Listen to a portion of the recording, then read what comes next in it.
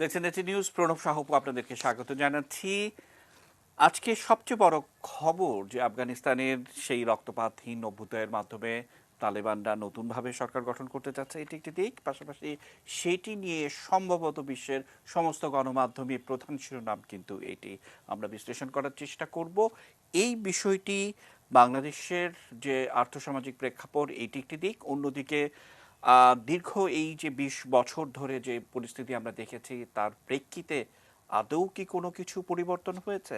আমরা জানি যে ৬টি গ্রুপ এই মুহূর্তে ৬টি প্রভাবশালী দেশের সঙ্গে সমান তালে যোগাযোগ রেখে আজকের এই দিনটি করছে। দর্শক, আপনাদের অনেকেরই মনে থাকার কথা, ২০১৫ সালে পশ্চিমা নিরাপত্তা বিশ্লেষক রবার্ট ফিস্ক একটি নিবন্ধন লিখেছিলেন গার্ডিয়ান পত্রিকায়। সেখানে তিনি পরিষ্কার ভাষায় বলেছিলেন যে আফগানিস্তান থেকে মার্কিন সৈন্য চলে যাওয়ার দিনটি অনেকটা রক্তপাতহীনই হবে।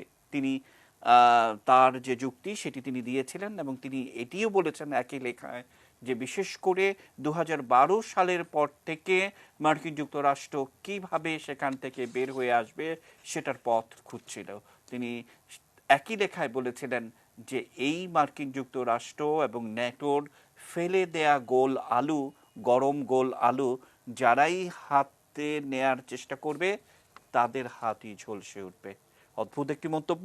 আজকে রবার্ট ফিস্ক নেই, কিন্তু তার কথা, তার মন্তব্য অক্ষরে অক্ষরে যেন প্রতিফলিত হচ্ছে। আমরা আজকে শিরোনাম রেখেছি তালেবানের উত্থান, কার ফাঁদে কার পা, সেটির একটু বিশ্লেষণ করার চেষ্টা করব। যাদেরকে আমন্ত্রণ জানিয়েছি, আমরা হয়তো বিভিন্ন সময় অনেকেই আমাদের সাথে যুক্ত হবে। আমরা যাদেরকে এই মুহূর্তে পেয়েছি, আমরা সবাই চিনি। পররাষ্ট্র সচিব সাবেক শহীদুল হক স্যারকে পেয়েছি, স্যার স্বাগত জানাচ্ছি। আমরা মেজর অবসরপ্রাপ্ত মোহাম্মদ এমদাদুল ইসলাম স্যারকে পেয়েছি। আমরা রাষ্ট্রবিজ্ঞানী পাবো, আমরা পাবো আন্তর্জাতিক বিশ্লেষক, প্রত্যেকেই বিভিন্ন সময় তারা যুক্ত হবে। আমরা শুরুতেই একটি প্রতিবেদন দেখব, বিশেষ করে তালেবানের পুনরুত্থান। আমরা বারবার বলার চেষ্টা করছি, রবার্ট ফিস্কো সেটি বলেছে, এটি নতুন করে উগ্রবাদ উস্কে দিবে নাকি স্থিতিশীল সরকারের ধারাবাহিকতা রক্ষা করবে? এটি বিশ্বের গণমাধ্যমে আজকে সবচেয়ে বড় একটা প্রশ্ন। সব গণমাধ্যমে এটি প্রধান শিরোনাম করেছে।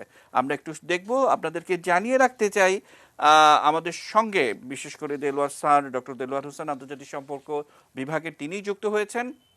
স্যার, কৃতজ্ঞতা আপনাকে। এবং আমার ইচ্ছা ছিল যে আপনাকে দিয়ে অনুষ্ঠানটা শুরু করব, আপনাকে দিয়ে করব। আজকে বিশ্বের সেরা সেরা গণমাধ্যমে প্রধানতম যে শিরোনামটি, সেটি নতুন করে এই উগ্রবাদকে উস্কে দিবে নাকি স্থিতিশীল সরকারের ধারাবাহিকতা রক্ষা করবে আফগানিস্তান। আমার সহকর্মী শাওন মাহফুজ একটি প্রতিবেদন তৈরি করেছে, সেটি দেখিয়ে দেলোয়ার স্যার আপনাকে দিয়ে শুরু করব। ১৯৮০ সালের ডিসেম্বরের শেষ দিক সোভিয়েত ইউনিয়নের হাতে লেখা হয়েছিল আফগান যুদ্ধের নিয়তি। আফগানিস্তান পরিণত হয়েছিল সোভিয়েত ইউনিয়নের ভিয়েতনামে। নিজেদের অস্তিত্ব রক্ষায় সৃষ্টি হয় আল কায়েদা, তালেবানের মতো জঙ্গি সংগঠন। সোভিয়েত বাহিনী চলে যাওয়ার পর বন্ধ হয়েছিল রক্তপাতের যুদ্ধ, কিন্তু তালেবানের ইসলামী হুকুমাতে ধর্মীয় গোড়ামির বিরুদ্ধে আফগানদের লড়াই অব্যাহত ছিল। আবারও রক্তপাত শুরু হয় আল কায়েদার টুইন টাওয়ারে হামলার মধ্য দিয়ে। ২০০১ সালে শুরু হয় প্রতিশোধের নেশায় মত্ত মার্কিনীদের অন্তহীন আফগান যুদ্ধ। বিশ্লেষকদের মতে কাগজে কলমে প্রশিক্ষিত আর পরনির্ভরশীল আফগান বাহিনীকে সহজেই হারিয়েছে তালেবান যোদ্ধারা। সংগঠিত তালেবানের কৌশলের কাছে ধীরে ধীরে পরাজয় বরণ করেছে বিদেশি শক্তি। গোপন গোয়েন্দা তথ্য বলে, বহু সৈন্য আর বিলিয়ন বিলিয়ন ডলার খোয়ানো মার্কিনীরাও এক পর্যায়ে বুঝতে পেরেছিল তাদের টিকে থাকা অসম্ভব। তাই তো তালেবানের তারা খেয়ে নয়, বরং দীর্ঘদিন ধরে আলোচনার মধ্য দিয়েই তালেবানের ক্ষমতা দখল ও মার্কিন সৈন্য প্রত্যাহার হচ্ছে। তালেবানকে নিয়ে যাওয়া হয়েছে কাতার কিংবা ওয়াশিংটনে আলোচনার টেবিলে। রাশিয়া, চীন, ইরান, তুরস্ক ও ভারতের সঙ্গে আলোচনার মাধ্যমে কূটনৈতিক সফলতা দেখিয়েছে তালেবান। ধীরে ধীরে জঙ্গি গোষ্ঠী থেকে তাদের রাজনৈতিক গোষ্ঠী হিসেবে পরিচয় করিয়ে দেওয়ার একটা ক্ষেত্র তৈরি করা হয়েছে বলে মনে করেন বিশ্লেষকরা। অনেকের মতে শান্তিপূর্ণ ক্ষমতা হস্তান্তর প্রক্রিয়ার মাধ্যমে তারা বহির্বিশ্বের স্বীকৃতি আদায়ের চেষ্টা করেছে, যেটা ১৯৯৬ সালে তারা পারেনি। এই সংযমী আচরণ তাদের গ্রহণযোগ্যতা বাড়াবে। তবে উগ্রবাদের বিস্তার নিয়ে উদ্বেগ থেকেই যাচ্ছে। তালেবানের বিজয় নিঃসন্দেহে অন্য উগ্রবাদী গোষ্ঠীগুলোকে উৎসাহিত করবে।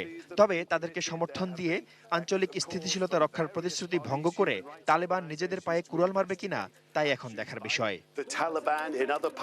Shaon Mahfuz, desk report, ATN news. আমরা দেখছি দেখছিলাম শাওন মাহফুজের প্রতিবেদনটি। আমাদের সঙ্গে অধ্যাপক ডক্টর দেলোয়ার হোসেন স্যার যুক্ত হয়েছেন। স্যার, আপনি যুক্ত হওয়ার আগে ঠিক আমরা যে কথাগুলো বলছিলাম যে 2015 সালে গার্ডিয়ানে রবার্ট ফিস্কের একটি বিখ্যাত প্রবন্ধ ছাপা হয়েছিল এই আফগানিস্তান থেকে মার্কিন সৈন্য কিভাবে প্রত্যাহার হবে। তিনি পরিষ্কার ইঙ্গিত দিয়েছেন রক্তপাতহীন সেটি হবে, এবং তিনি এটিও বলেছিলেন যে এই মার্কিন যুক্তরাষ্ট্র এবং ন্যাটোর ফেলে দেয়া গোল আলু যারাই হাতে ধরবে, অর্থাৎ এই গরম আলু, তাদের হাতই ফসকা পড়বে। অদ্ভুত একটা মন্তব্য। আজকে রবার্ট ফিস্ক নেই, কিন্তু আমার কথা হচ্ছে যে বিশ্ব গণমাধ্যমে আজকে গুরুত্বের সঙ্গে এই খবরটি প্রচারিত হচ্ছে যে নিয়মতান্ত্রিক ধারাবাহিকতা নাকি আবারও উগ্রবাদের চাষাবাদ, অর্থাৎ উগ্রবাদ উস্কে দেওয়ার বিষয়টি। দেলোয়ার স্যার কি যুক্ত করবেন? ধন্যবাদ আপনাকে। বিষয়টি নিঃসন্দেহে আমরা একটি পরিস্থিতি অবজার্ভ করছি আফগানিস্তানে, এবং আফগানিস্তান এমন একটি শক্তি ক্ষমতা দখল করছে, যদিও তারা এখনো সরকার গঠন করা বা একটা সত্যিকারের একটি যে ডিরেকশন সেটি এখনো আমরা দেখতে পাচ্ছি না। কিন্তু এখন পর্যন্ত তাদের যে বক্তব্য, সেই বক্তব্যের মধ্যে তারা একটি বিভাজন বা একটি পার্থক্য তৈরি করতে চাচ্ছে যে আফগানিস্তানে সেই তালেবান 1 এবং তালেবান 2 এর মধ্যে যে পার্থক্য সেটি তারা তৈরি করবে, অর্থাৎ তারা শান্তিপূর্ণ ক্ষমতা গ্রহণ করা কিংবা তাদের অতীতের যে আচরণ, যে অত্যন্ত নিবর্তনমূলক এবং প্রচন্ডভাবে কট্টরপন্থী, সেই আচরণের জায়গাতে নারীদের সঙ্গে তাদের যে সম্পর্ক, এগুলোর ব্যাপারে তাদের মুখ থেকে আমরা অনেক বক্তব্য শুনতে পাচ্ছি। কিন্তু এই মুহূর্তে এই ধরনের রাজনৈতিক বক্তব্য যেটি আসলে উদ্দেশ্যই হচ্ছে যে তাদের ক্ষমতাটাকে সুসংহত করা।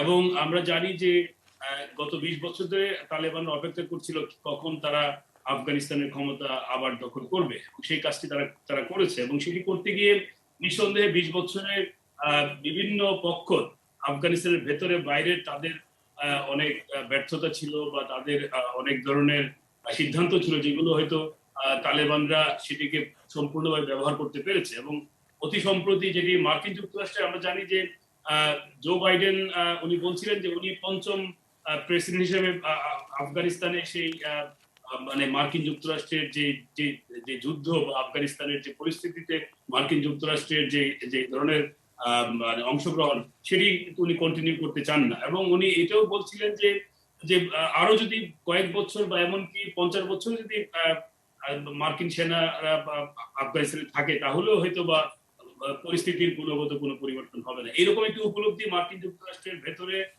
বিভিন্ন কারণে হয়েছে। একটি হচ্ছে আফগান পরিস্থিতির কারণে হয়েছে, একই সঙ্গে মার্কিন যুক্তরাষ্ট্রের ভেতরে যে অভ্যন্তরীণ রাজনীতির যে নতুন একটি ল্যান্ডস্কেপ আমরা দেখতে পাচ্ছি, যেখানে ডোনাল্ড ট্রাম্প একটি বড় ধরনের সংযোজন, এবং যিনি মার্কিন যুক্তরাষ্ট্রের ভেতরের যে চ্যালেঞ্জগুলো, সেই চ্যালেঞ্জগুলোকে সামনে নিয়ে আসছেন। পাশাপাশি চীনের সঙ্গে মার্কিন যুক্তরাষ্ট্রের বৈরিতার যে একটা বৈশ্বিক যে একটি স্ট্র্যাটেজিক ক্ষেত্র, সেটি কিন্তু মার্কিন যুক্তরাষ্ট্র গুরুত্ব দিচ্ছিল। ফলে এই তালেবানদের সঙ্গে শান্তি আলোচনা করা অথবা পরবর্তীকালে এই ধরনের ঘোষণার মাধ্যমে মার্কিন সৈন্য প্রত্যাহার, এই সবকিছু কিন্তু আফগানিস্তানে তালেবানদের তাদের যে লক্ষ্য, যে তাদের আবার ক্ষমতা দখল করার যে বিষয়টি, সেগুলোকে সহযোগিতা করেছে। তবে আপনি যে কথাগুলো বলছেন যে আজকের যে পরিস্থিতি আফগানিস্তানে আছে, এটি কিন্তু বিভিন্ন গণমাধ্যমে বিভিন্নভাবে আসছে, কিন্তু এটি কিন্তু সহজে অনুমেয় যে শক্তিটি একসময় তারা সামরিক কায়দায় কিন্তু 1996 সালে ক্ষমতা দখল করেছিল, এবং অলমোস্ট তেমন কোনো স্বীকৃতি ছাড়াই কিন্তু সেখানে তারা ক্ষমতায় ছিল। এবং আজকেও যে অবস্থাটি দেখতে পাচ্ছি, সেটি হচ্ছে যে আফগান বাহিনী কিংবা আফগান সরকারের প্রতিরোধের অনুপস্থিতির কারণে রক্তপাতের জায়গা থেকে আমরা হয়তো দেখছি যে সেখানে তুলনামূলকভাবে যে হত্যাকাণ্ডের ঘটনা ঘটেনি, কিন্তু এই পুরো অভিযানটি কিন্তু একটি সামরিক অভিযান, এবং সেখানে তালেবানরা কিন্তু প্রমাণ করছে যে তাদের মূল শক্তি হচ্ছে অস্ত্র। ফলে এবং আপনি যখন এই আফগানিস্তানের প্রেসিডেন্সিয়াল প্যালেস তারা দখল করে, যখন যে ছবিটা আমরা গণমাধ্যমে সর্বত্র ছড়িয়ে বেড়াচ্ছে, যেটি হচ্ছে যে আপনার এই যে টেবিলটি, এবং সেখানে আপনি কিভাবে অস্ত্র উঁচিয়ে আছেন, পুরো শক্তিটাই কিন্তু আপনার তাদের এই অস্ত্র। এবং সেই অস্ত্র ফেলে দিয়ে সত্যিকারের রাজনৈতিক যে শক্তি বা গণতন্ত্রের যে শক্তি অথবা শান্তির যে শক্তি, সেটিকে তারা সেভাবে এমব্রেস করবে কিনা, সেটি কিন্তু সময় বলে দেবে। এখন পর্যন্ত আমি খুব একটা আশাবাদী না, বরং এই তালেবানদেরকে ভোট করে যে ধরনের জঙ্গি গোষ্ঠী অতীতে বিভিন্ন তৎপরতা চালিয়েছিল আফগানিস্তানে, পাকিস্তানে কিংবা বিশ্বের সর্বত্র, তাদের কিন্তু একটা এখন অনেক আমি বলবো যে একটা আনন্দের দিন, এবং তাদেরও কিন্তু একটা ভূমিকা এই তালেবানদের এই বিজয়ের পেছনে ছিল বা আছে।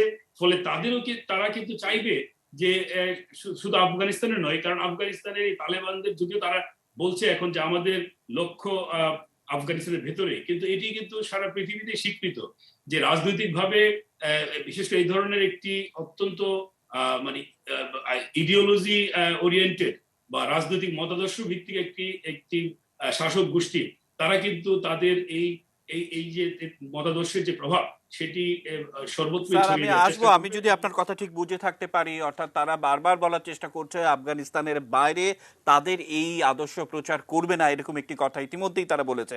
কিন্তু মূল বিষয়টি হচ্ছে যে আগামীকাল বাংলাদেশে 17ই আগস্ট, আমরা নিশ্চয়ই মনে আছে যে একযোগে 63টি জেলাতে বোমা হামলা ঘটনা ঘটিয়ে এই আফগানিস্তানের জঙ্গিরা মদতপুষ্ট হয়ে তারা কিন্তু তাদের বিষয়টি জানান দিয়েছিল। এই অভিজ্ঞতাটা আমাদের রয়েছে, আমরা সেই জায়গাটিতে যাব। আমাদের সঙ্গে বিশেষ করে শহীদুল হক স্যার আছেন, তার কাছ থেকে বাংলাদেশ সম্পর্ক বা তাদের সাথে ডিপ্লোম্যাটিক রিলেশন হবে কি হবে না সেই বিশ্লেষণ তো আমরা শুনতেই পারি। কিন্তু তার আগে যে প্রশ্নটি সবচেয়ে বেশি সাধারণ মানুষের মনে, যে এই মুহূর্তে আফগানিস্তানে কে দায়িত্ব নিতে যাচ্ছেন, আমাদের কাছে যে সমস্ত তথ্যপাত্র এবং আন্তর্জাতিক গণমাধ্যমে যা যা প্রকাশিত হয়েছে, 6জন এই মুহূর্তে ঘুরে ফিরে নানাভাবে আলোচনায় এসছে।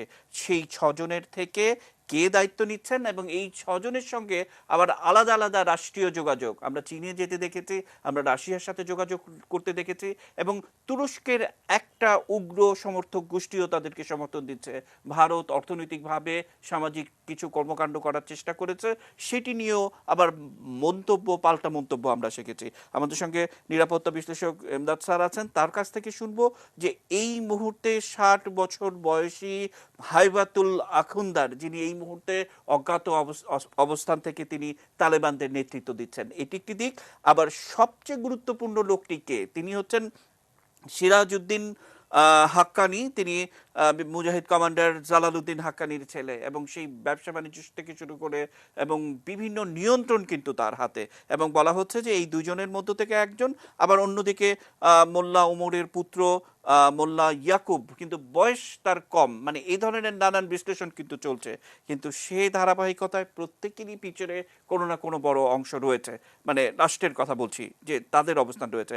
আমরা তার কাছ থেকে বিশ্লেষণ শুনবো, কিন্তু অর্পণ মৈত্র আমাদের সহকর্মী, তিনি আজকে সেটি নিয়ে খোঁজখবর করেছেন, তার একটি প্রতিবেদন দেখব, দেখে আমরা ইমদাদ স্যারের মন্তব্য শুনবো। তালেবান 80-র দশকে যাত্রা শুরু সোভিয়েত বাহিনী থেকে বিতাড়িত মুজাহিদিন সদস্যদের নিয়ে। এরপর আফগানিস্তানে গৃহযুদ্ধে অংশ নেওয়া সংগঠনগুলোর সঙ্গে যোগ দেয় 1994 সালে। এর 2 বছরের মধ্যেই দেশটির বেশিরভাগ অংশ দখল করে নেয়, জারি করে শরিয়া বা ইসলামী শাসন। আফগানিস্তানে ইসলামী শাসন চাপিয়ে ধর্মীয় সংখ্যালঘুদের নৃশংসভাবে দমনপীড়নের অভিযোগ তাদের বিরুদ্ধে। যখন সর্বোচ্চ নেতা ছিলেন তালেবান প্রতিষ্ঠাতা মোল্লা মোহাম্মদ ওমর। 2001 সালে ক্ষমতাচ্যুত হয়ে আত্মগোপনে চলে যান তিনি। 2013 সালে তার মৃত্যুর খবর আসে। 2 দশক পর আবারও আফগানিস্তানের নিয়ন্ত্রণ তালেবানের হাতে। কারা এই দলকে পেছন থেকে চালাচ্ছেন? 2016 সালে আফগান পাক সীমান্তে মার্কিন ড্রোন হামলায় আখতার মনসুর নিহত হলে দায়িত্ব নেন হাইবাতুল্লাহ আখুনজাদা। বিশ্বস্ত নেতা হিসেবে পরিচিত ইসলামী আইনবিদ হন তালেবান সর্বোচ্চ নেতা। 60 বছর বয়সী হাইবাতুল্লাহ আখুনজাদা অজানা অবস্থান থেকে পরিচালনা করছেন তালেবানের নিয়ন্ত্রণ। তালেবান প্রতিষ্ঠাতা মোল্লা ওমরের ছেলে মোল্লা মোহাম্মদ ইয়াকুব, সংগঠনের সামরিক অভিযান দেখভালের দায়িত্ব তার হাতে। বয়স কম থাকায় দলীয় প্রধানের দায়িত্ব তার পরিবর্তে দেয়া হয় আখুনজাদাকে। সিরাজউদ্দিন হাক্কানি, বিখ্যাত মুজাহিদিন কমান্ডার জালালউদ্দিন হাক্কানির ছেলে। হাক্কানি নেটওয়ার্ক পরিচালনার পাশাপাশি পাকিস্তান আফগানিস্তান সীমান্তে তালেবানের অর্থনৈতিক ও সামরিক সম্পদের হিসাব তার হাতে।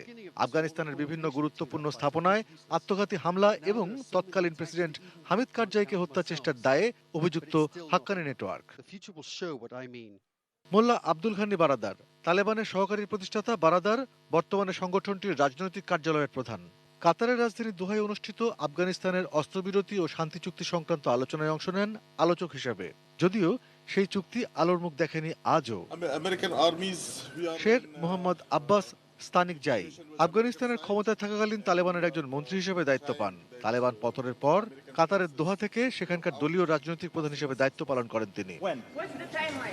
time is not. Abdul Hakim Haqqani তালেবানের সমঝোতাকারী দলের প্রধান। তালেবান সরকারের ধর্মীয় কাউন্সিলের প্রধান বিচারক ছিলেন তিনি।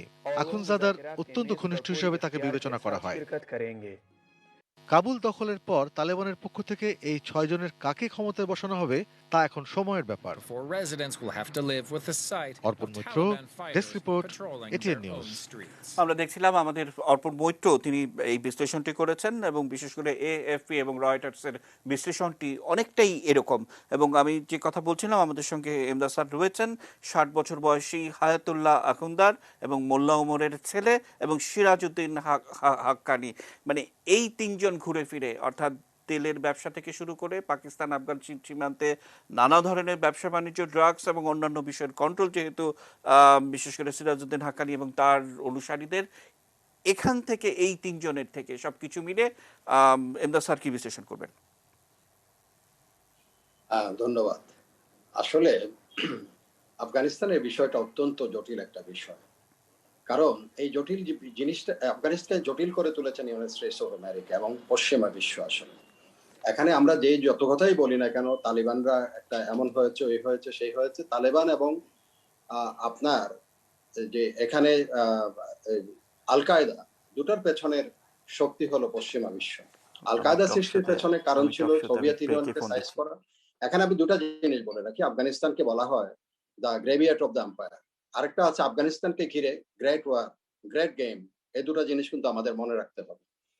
তো সেই কাজ করতে গিয়ে যখনই ওরা বুমেরাং হলো সোভিয়েত ইউনিয়ন থেকে পতনের পরে, ইউনাইটেড স্টেটস আর তাদের ক্রিয়েটেড এই যে তালেবান বলেন বা তাদের ক্রিয়েটেড আল কায়দাকে তারা আর নাশ্বার করে নাই, তারা তাদের কোন পথে নিবে সেটাও তাদের দিক নির্দেশনা দেয় নাই। ফলে তো আল কায়দা যখন তাদের নিজস্ব ধ্যান ধারণা থেকে যখন ইউনাইটেড স্টেটস এর উপর যখন আঘাত হানলো, তখনই তারা তাদের আবার চেতনাবোধ ফিরে আসে এবং সেজন্য আফগানিস্তানে তাদের উপস্থিতিটা তারা জারি করে। বিশেষ করে অক্টোবর 7, 2021 সালে 1 সালে আমেরিকান তৎকালীন প্রেসিডেন্ট জর্জ ডব্লিউ বুশ তখন অপারেশন এন্ডিউরিং ফ্রিডম নাম দিয়ে পশ্চিমা বিশ্বের অলমোস্ট সমস্ত দেশগুলোকে সেখানে জড়িয়ে নেয়। তার মধ্যে ফ্রান্স জড়ায়, জার্মানি, ইটালি, স্পেন, ইভেন কি বুলগেরিয়া, ছোট ছোট দেশ, এগুলি সবগুলোকে এখানে একত্রিত করে। সেখানে ইউনাইটেড স্টেটস যে জটিলতা সৃষ্টি করে সেটা হচ্ছে, তখন মনে হচ্ছিল যে পশ্চিমা বিশ্ব ইসলামিক ওয়ার্ল্ডের, এটা হচ্ছে আপাত দৃষ্টিতে তখন কিন্তু মনে হয়েছে ইসলামিক ওয়ার্ল্ডের এগেনস্টে দাঁড়িয়ে যাচ্ছে, কারণ সেখানে প্রগ্রেসিভ কোনো মুসলিম দেশকে তারা জড়ানোর মতো তখন মনে করে নাই, জিনিসটাকে যেভাবে ঘোলাটে করেছে। যার জন্য আফগানিস্তানের ভিতর থেকে ওরা এই যে তালিবানরা ভিতর থেকে একটা শক্তি অনুভব করছিল, যেটাকে এখন অ্যানালাইসিসের সময় আসছে। আমরা যত কথাই বলি না কেন, তালিবানরা কিভাবে ফেরত আসলো, যেমন তারপরে আসছে, এরপর আরো অনেক কিছু গেছে। অপারেশন আনাকোন্ডা নাম দিয়ে আবার ইউনাইটেড স্টেটস অফ আমেরিকা ন্যাটোকে সেখানে জড়িয়ে আনছে। অপারেশন আনাকোন্ডা যখন পাকতিয়াতে শুরু করেছে, তখন মাত্র 1000 তালিবান যোদ্ধার বিরুদ্ধে 2000 আমেরিকান সৈন্য এবং তার সাথে প্রায় ওদের আফগানিস্তানের সৈন্য ছিল, সৈন্য মানে তাদেরকে তখন ট্রেন করা হয়েছে, আমেরিকা তাদেরকে নিয়ে আসছে একই সাথে।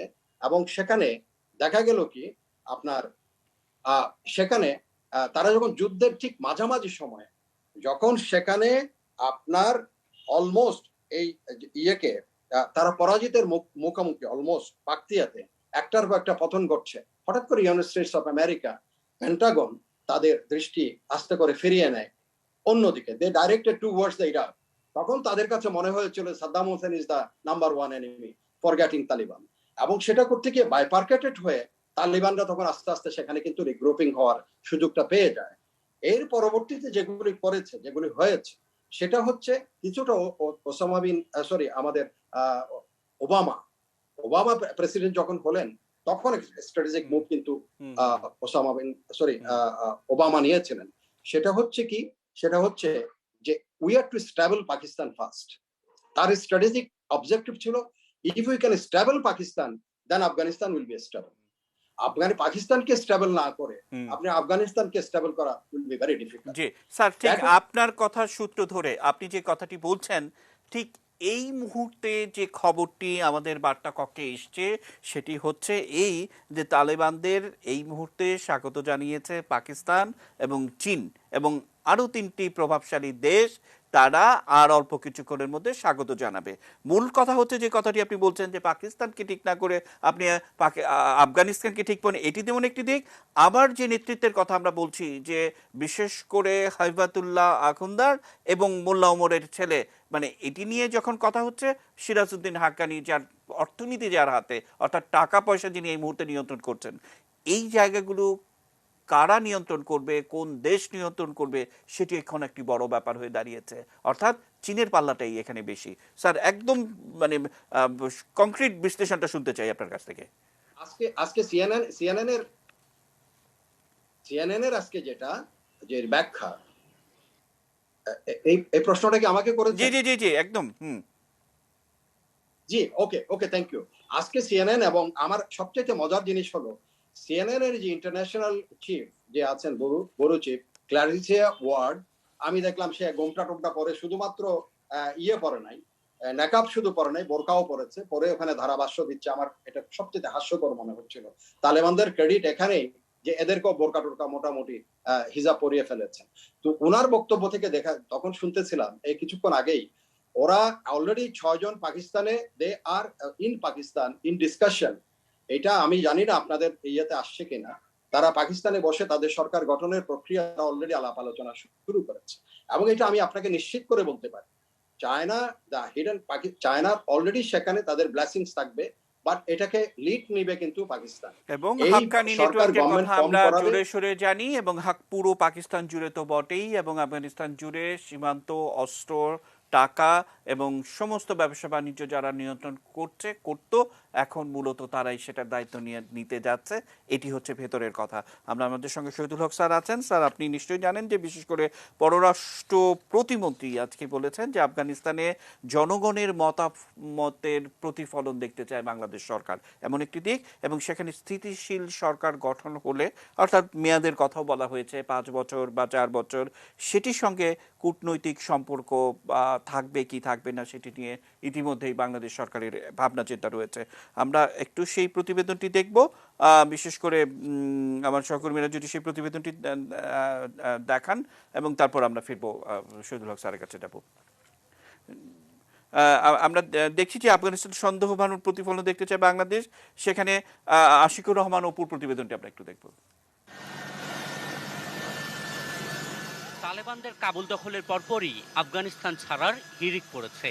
কাবুলে প্রচণ্ড নিরাপত্তাহীনতায় ভুগছেন আটকে পড়া বিদেশি এবং উন্নয়ন কর্মীরা। বাংলাদেশ সরকারের কাছে থাকা তথ্য বলছে আফগানিস্তানে এখনো 7 বাংলাদেশি আটকে আছেন। ইতিমধ্যে 3 জনকে গতকালকে ইভ্যাকুয়েট করেছি। 7 জন আছেন যারা ওখানকার একটা টেলিকম কোম্পানিতে কাজ করেন। আমরা তাদের সাথে যোগাযোগ স্থাপন করেছি এবং তাদেরকে কিছু নির্দেশনা দিয়েছি। এর বাইরেও যদি আমরা নতুন করে আরও কিছু সন্ধান পাই, অবশ্যই আমাদের উজবেকিস্তানে আমাদের তাশকান্দে দূতাবাস সার্বক্ষণিক যোগাযোগ রাখছেন।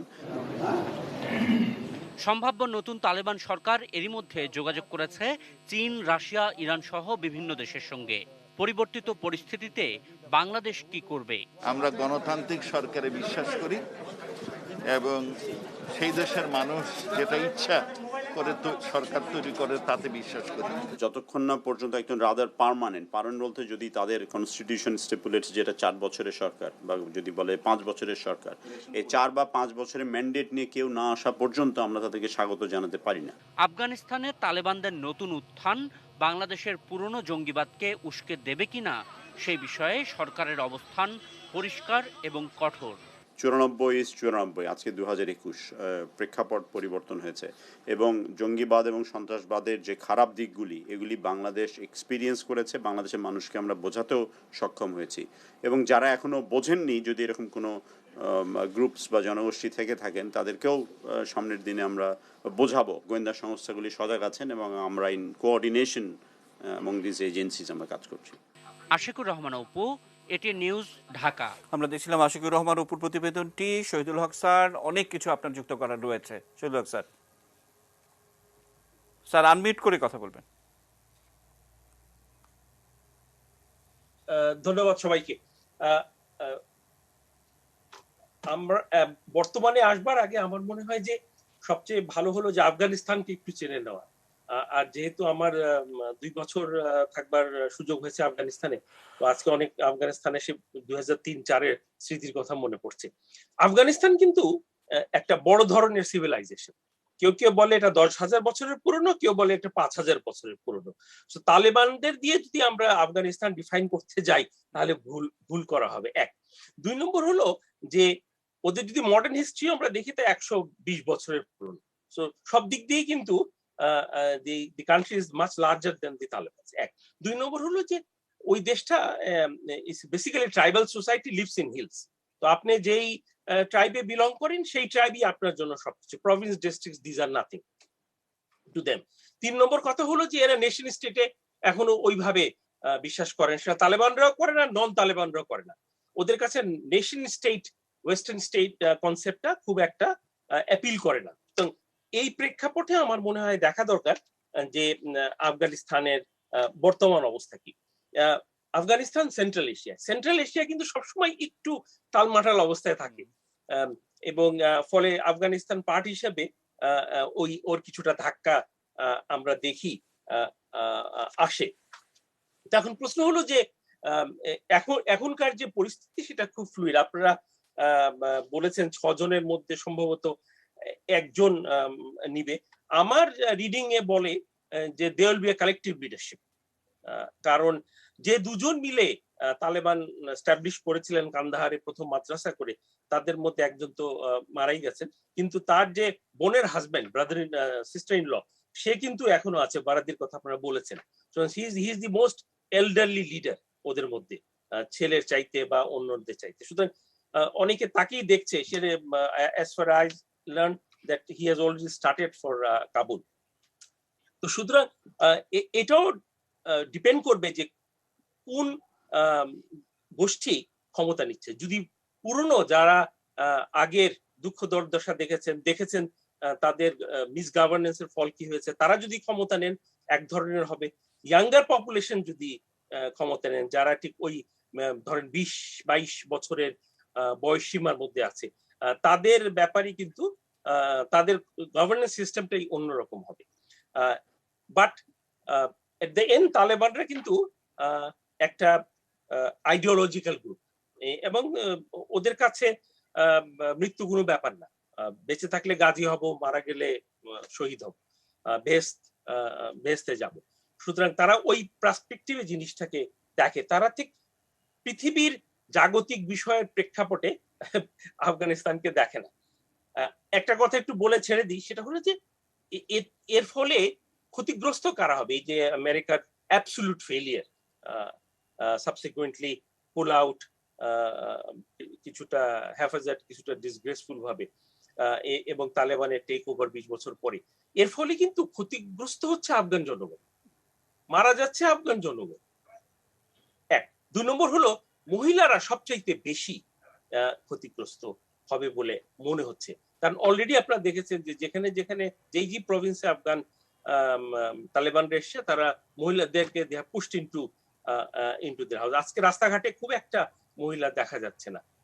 সুতরাং এবং অলরেডি তারা যে 1996 এ যে ফেমাস জেন্ডার ইনসেনসিটিভ একটা অর্ডার ইস্যু করেছিল, ওইটাকে রিভাইভ করেছে।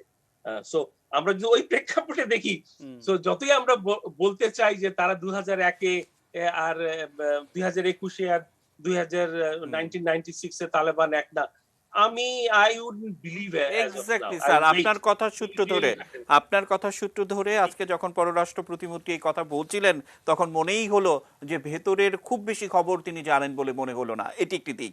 আবার বিশেষ করে এমদাদ স্যার কিছুক্ষণ আগে যে কথাটি বললেন যে বিশেষ করে পাকিস্তানে যখন এই সরকার কে হবে, কারা হতে যাচ্ছে, সেই বৈঠকটি যখন পাকিস্তানে হচ্ছে, চীন যখন রাতারাতি সমস্ত সাপোর্ট এবং অন্যান্য সুযোগ সুবিধা দেওয়ার অঙ্গীকার করছে, ঠিক তখনই পাকিস্তান জুড়ে যে হাক্কানি নেটওয়ার্কের কথা আমরা দীর্ঘ সময় শুনেছি, যে পাকিস্তানের জঙ্গিবাদ থেকে শুরু করে একটা বড় নেটওয়ার্কের নিয়ন্ত্রণ কিন্তু এই হাক্কানি গ্রুপ তারা কিন্তু পরিচালনা করতো, আমরা জানি যেটি। এবং সেক্ষেত্রে তাদের ইন্টারেস্ট কিন্তু সেই হাক্কানি মানে যিনি হয়তো ক্ষমতা নিলেও নিতে পারেন এরকম একটি দাগ থাকায় তথ্যের ঘাটতি আমাদের সকলের কাছে রয়েছে। বাংলাদেশ সরকারের যারা নীতি নির্ধারক এই মুহূর্তে অন্তত পররাষ্ট্র মন্ত্রণালয়ে সেটা তো বটেই, মানে এটা তো মানে বলতে আর কোনো দ্বিধা রাখে না। আমাদের সঙ্গে আরেকজন আমাদের অতিথি সাবেক অতিরিক্ত পুলিশ মহাপরিদর্শক মোকলেছুর রহমান স্যার যুক্ত হয়েছেন। স্যার স্বাগত জানাচ্ছি আপনাকে, আমরা আপনার সাথে আবারও যুক্ত হব। দেলোয়ার স্যার, আপনাকে শুধু একটু মানে প্রশ্নটা ধরে রাখতে চাই যে অর্থাৎ আজকে আন্তর্জাতিক গণমাধ্যমে যে ধরনের ফোরকাস্ট করা হয়েছে হয়তো 2001 আর 2021 এক নয়, কিন্তু এরই মধ্যে অর্থাৎ 12 ঘন্টার মধ্যে তালেবান কিন্তু তাদের যে জায়গাটি, তাদের যে আগের অবস্থান সেটি কিন্তু নিশ্চিত করেছে। শহীদুল হক স্যার কিছুটা জানাচ্ছিলেন। এবং অন্যদিকে এখনো পর্যন্ত সমঝোতা না হওয়ার একটি বিষয় কিন্তু রয়েছে, সেই হাক্কানি এবং তিনি তাদের সবচেয়ে বড় যে সিনিয়র নেতা তার মধ্যে নিয়ে কিন্তু কথাবার্তার বিষয়টি চূড়ান্ত হচ্ছে। আমরা বারবার আপডেট করব এবং আমরা ছোট্ট একটা বিরতি নিয়ে দেলোয়ার স্যার আপনাকে দিয়ে শুরু করব। নিচে ছোট্ট বিরতি, এটি নিউজের সঙ্গে থাকুন।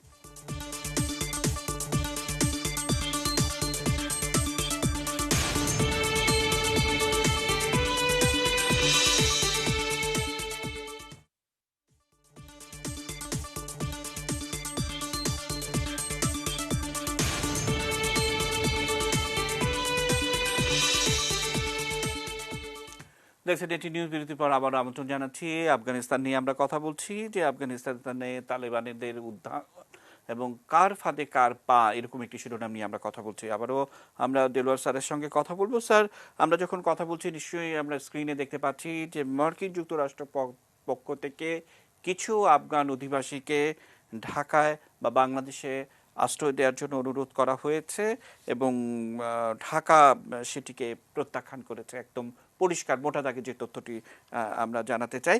এবং আমার ব্যক্তিগত কিছু আগ্রহ ছিল যে মার্কিন যুক্তরাষ্ট্র কাদেরকে আমাদেরকে আশ্রয় দিতে বলছিলেন। আমরা ইতিপূর্বে যেমনটা দেখেছিলাম তাদের যে দোভাষী যারা ছিলেন তাদেরকে বেলজিয়ামে কিছু, নরওয়েতে কিছু, সুইডেনে কিছু, সেখানে প্রায় 3,500-এরও বেশি দোভাষী, অর্থাৎ মার্কিন যুক্তরাষ্ট্রের সৈন্যরা চলে গেলে তাদেরকে আফগানরা কি করবে এরকম একটি বিষয়, সেই নিরাপত্তা থেকে তাদেরকে সেখানে স্থানান্তর করার প্রক্রিয়া চলছে। পাশাপাশি আমাদেরকেও সেই প্রস্তাবটি দেওয়া হয়েছিল। অর্থাৎ প্রশ্ন থেকে গেল তাহলে যে এই 22 বছর মানে 21 বছর কি এমন ঘটনা ঘটলো যে মার্কিন যুক্তরাষ্ট্রের অর্জনটা তাহলে কি, যে এরকম সবাইকে অনুরোধ করে আফগানিদের নিরাপদে সরাতে হচ্ছে। আবার দেখছি যে একেবারে গাড়িগুলোতে পেট্রোল ভরে চাবি রেখে অস্ত্র রেখে আফগানিস্তানের আরেকটি সশস্ত্র গ্রুপকে তারা সেই সমস্ত অস্ত্র মানে দিয়ে যাওয়ার ব্যাপারটিও দেখছি। সবকিছু মিলে দেলোয়ার স্যার কি যুক্ত করবেন? দেখুন, এটি কিন্তু একটি বড় প্রশ্ন এবং মার্কিন যুক্তরাষ্ট্রের 20 বছরের আফগানিস্তানে তাদের যে উপস্থিতি এবং তাদের যে লক্ষ্য অর্জন নিয়ে মার্কিন যুক্তরাষ্ট্রের ভিতরে অনেক বিতর্ক হচ্ছে এবং অনেকেই বলছেন, এমনকি আমরা জানি যে মার্কিন যুক্তরাষ্ট্রের সামরিক বাহিনীর পক্ষ থেকে বলা হচ্ছিল যে এই প্রত্যাহার যেন না করা হয়।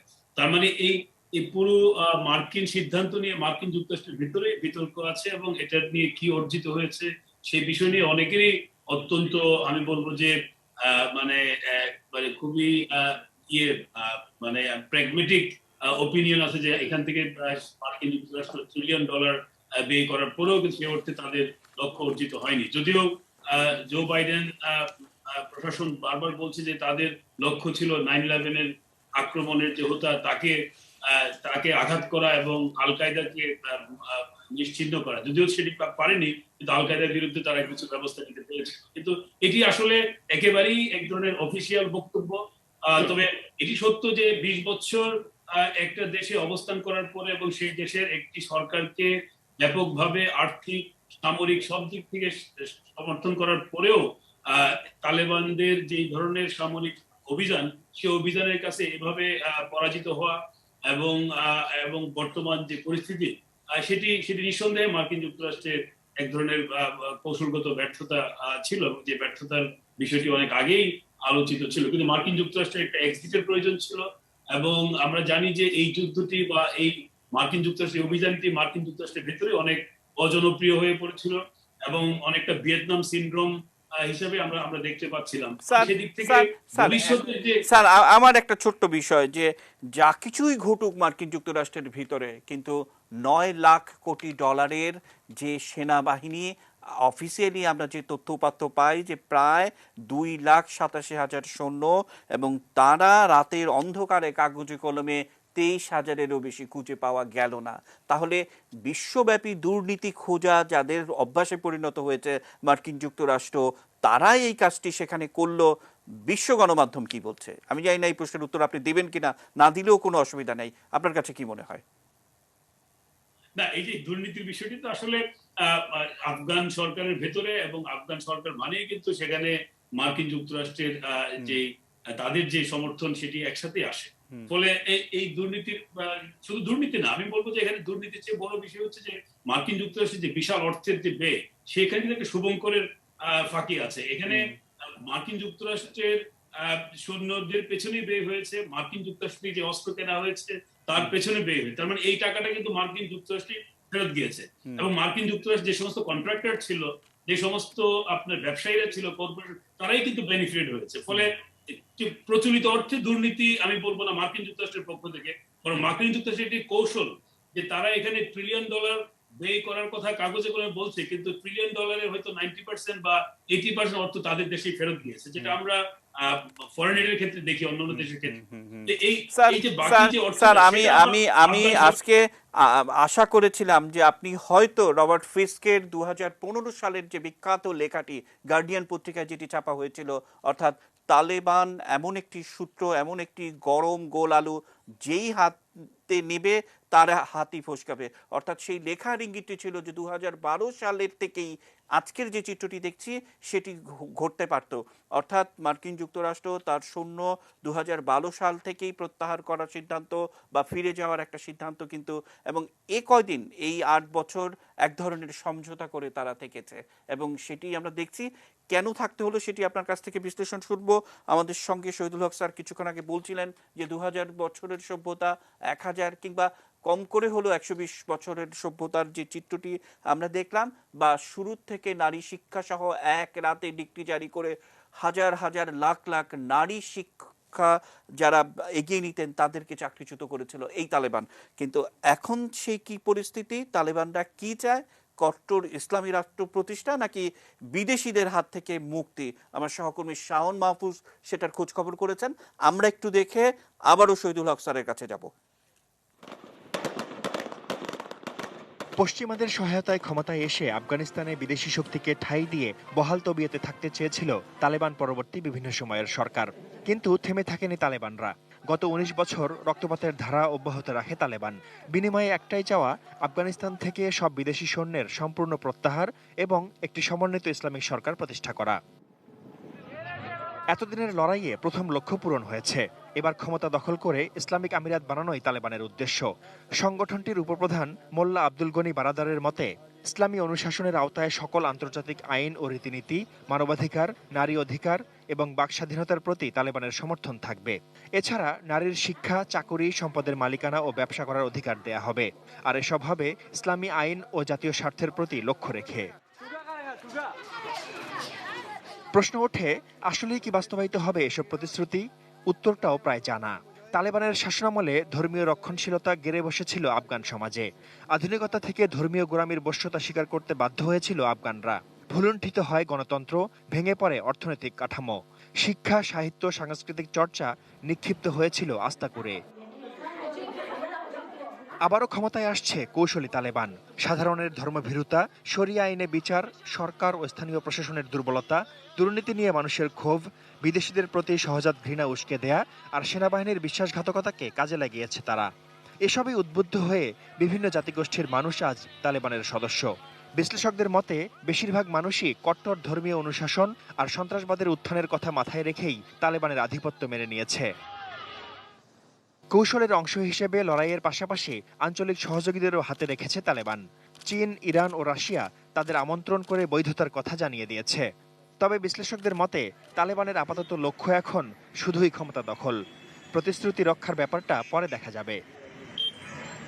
Shaon Mahfuz, desk report, ATN news. Shahidul sir, প্রতিশ্রুতির ব্যাপারটা পরে দেখা যাবে, শেষ কথা আমার প্রতিবেদকের, কি কি উত্তর দেবেন?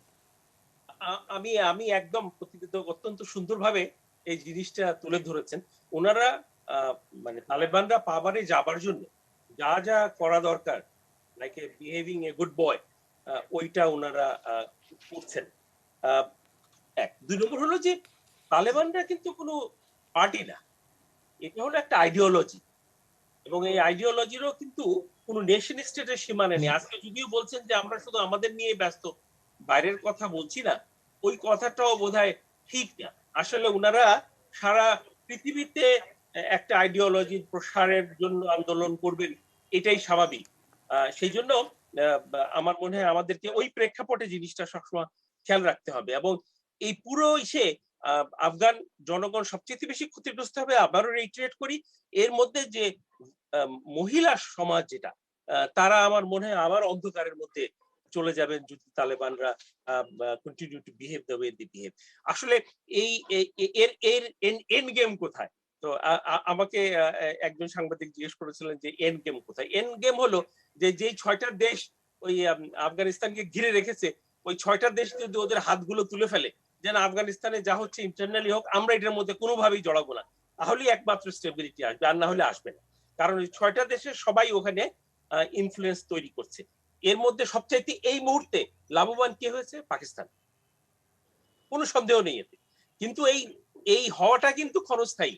পাকিস্তানকে মনে রাখতে হবে যে বিরাট একটা পশতুন পপুলেশন তাদের আছে, এবং তারা এই তালেবানরা কিন্তু দুরান লাইনকে কখনই গ্রহণ করেনি, এটা হিস্টোরিক ফাইট। এক, দুই নম্বর হলো যে তাদের যে আইডিওলজিক্যাল বিলিফ, এর অনেকেই কিন্তু পাকিস্তানেও সাবস্ক্রাইব করে, সুতরাং ওখানে একটা টাইম বোম কিন্তু স্টিকিং, একটা জিনিস মনে রাখতে। আরেকটা আমার মনে হয় যে দেশ যারা সবসময় এই আফগানিস্তানের ব্যাপারে খুবই লো প্রোফাইল মেনটেন করছে, তাদেরকে আমরা দেখছি বেশ বড় প্রোফাইলে আসছে, সেটা হলো চায়না। Very interesting. এবং চায়নার সাথে আপনার যে আফগানিস্তানের যে যোগাযোগ, এটা একটা প্রায় 350 কিলোমিটার লং ওয়াখান করিডোর আছে।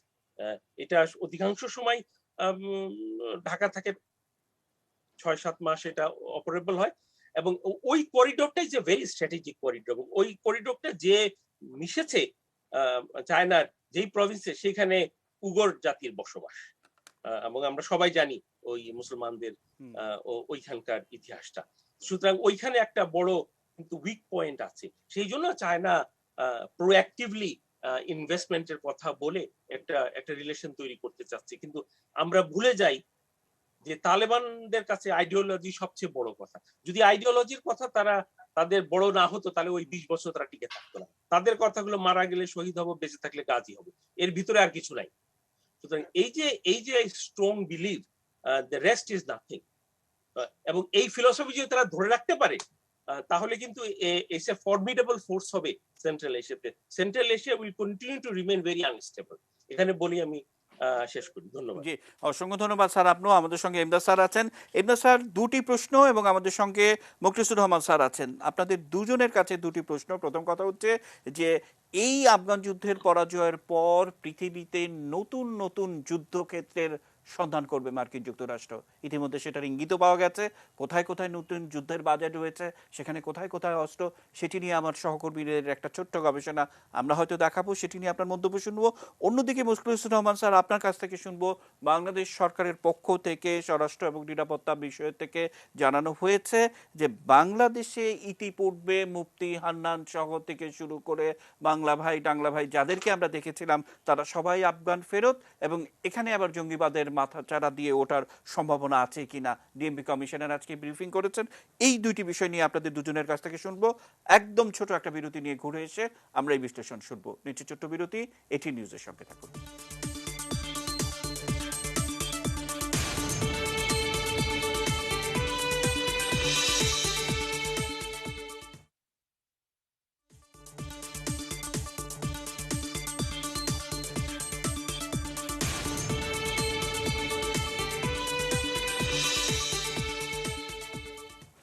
প্রেসিডেন্টের নিউজ বিরতির পর আবার আমন্ত্রণ জানাচ্ছি। তালেবানের উত্থান কার ফাঁদে কার ফাঁদ।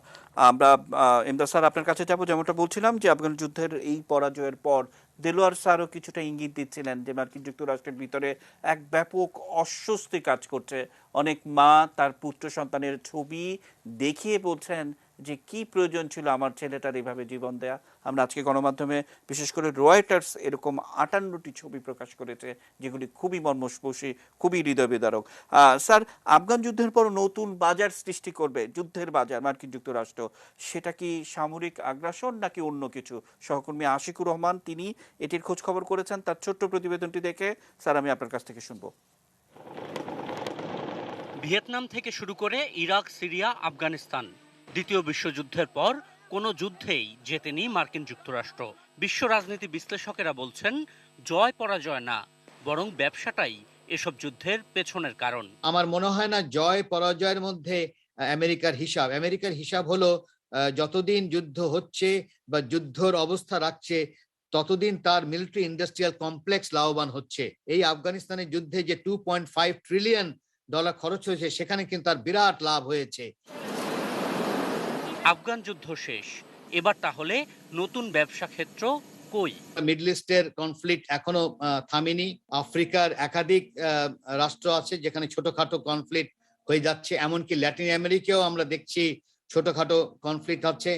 ভিয়েতনাম থেকে শুরু করে প্রতিটি যুদ্ধে যুক্তরাষ্ট্রের হারের অন্যতম কারণ স্থানীয় জনগণের কাছে গ্রহণযোগ্যতা না পাওয়া। এই শিক্ষা থেকে পরবর্তী অন্য কি উপায় খুঁজবে যুক্তরাষ্ট্র? সামরিকভাবে যদি বেশি বিনিয়োগ করেন, শেষ বিচারে সেটা যে খুব বেশি ফল দেয় না, সেটা তো মার্কিন যুক্তরাষ্ট্রের অভিজ্ঞতা নিয়েই বোঝায়। তারা অস্ত্র ব্যবসাও করবে, সাথে সাথে অন্য কিছুও করবে। তবে তালেবানরা যুদ্ধ শেষ বললেও এখনই এই যুদ্ধ শেষ নাও হতে পারে। যদি আফগানিস্তানে স্থিতিশীলতা না আসে তাহলে সেখানে নিত্য সংঘাত লেগে থাকার আশঙ্কাও আছে, যেখানে নতুন চরিত্রে দেখা যেতে পারে মার্কিন যুক্তরাষ্ট্রকে। যেহেতু একটা পরাজয় হয়েছে তার মানেই যে সে ওখান থেকে একেবারে চলে যাবে তা না, সে চেষ্টা করবে কোনো না কোনো ভাবে ওখানে থাকতে। এখন সেটা নেগেটিভ অর্থেও থাকতে পারে, কারণ খুব তাড়াতাড়ি যদি স্টেবিলিটি চলে আসে তাহলে আমেরিকার আরো পরাজয় হবে এবং ওটা নিয়ে আরো সমালোচনা বাড়বে, যার জন্য সেখানে হয়তো অন্য ধরনের রাজনীতির চেষ্টা করবে।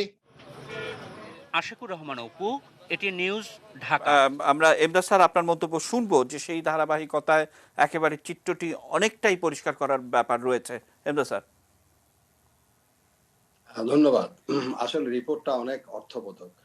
এটা যেখানে ইউনাইটেড স্টেটস অফ আমেরিকা যে একটা দেশও তারা সফলভাবে তাদের যুদ্ধ সমাপ্ত করতে পারে না, যেটাকে আমরা বলি successful withdrawal after the victory, এটা কিন্তু আমরা দেখি নাই।